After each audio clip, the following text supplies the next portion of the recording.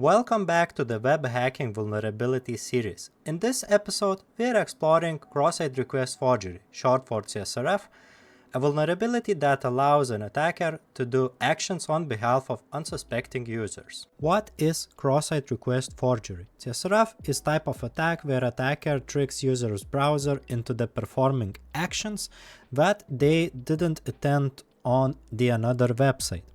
The attacker leverages the fact that the user already is logged in to trusted site and uses that session to send unwanted requests. Imagine you're logged in into your social media account. A hacker creates fake website with hidden request that changes your account email to theirs. When you visit the fake website, your browser is tricked to sending this hidden request using logged in session. The social media site thinks that the request is from you and changes your email, allowing the attacker to reset your password and fully take over your account.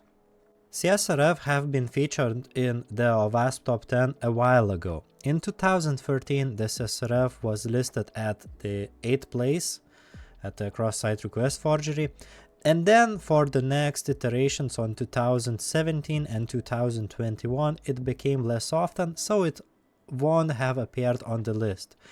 Well, these vulnerabilities have decreased due to the improved protections, due to popularity of APIs, and it's no longer have its own dedicated category. Still, the principles behind CSRF remain important, even though this issue is not that common anymore. We have to know about it since it has the impact that could be very high.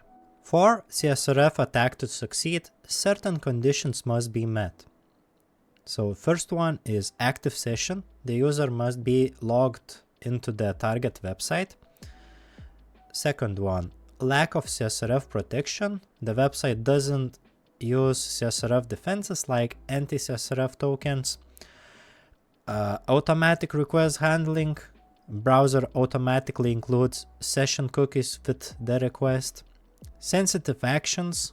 The attacker's goal is to perform actions that change state, like updating account information, sending money, and other sensitive functions. And lastly, user interaction. The victim must visit or interact with malicious website while logged into the target site. Here are common places where CSRF vulnerabilities might be found.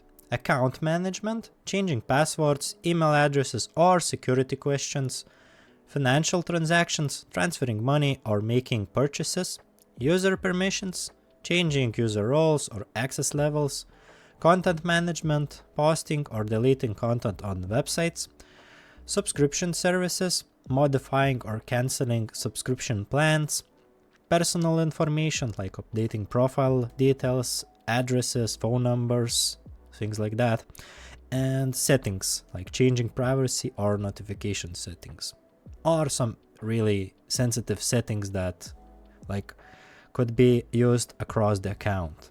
The impact of CSRF can be severe, from unauthorized actions where attackers can perform actions on behalf of the user, such as changing account settings or making purchases, to financial loss. If attackers gain access to financial accounts, they can steal money and do unauthorized transactions. Then the attackers could use data compromise, like sensitive function like email addresses or personal details could be altered or even stolen. Loss of trust. User might lose trust of the website if their accounts get compromised, like damaging whole reputation on the business. And access control violation. Attackers can escalate privileges or grant themselves additional access, compromising system's integrity. Testing for CSRF involves a few key steps. Firstly, you need to intercept requests, like use tools like Burp Suite to intercept and analyze HTTP requests from the target web application. Additionally, you also might want to inspect the website contents and see if there is a presence of anti-CSRF tokens. Also, identify vulnerable actions look for actions like form submissions or URL parameters that could change user data, like focusing on sensitive actions mentioned earlier.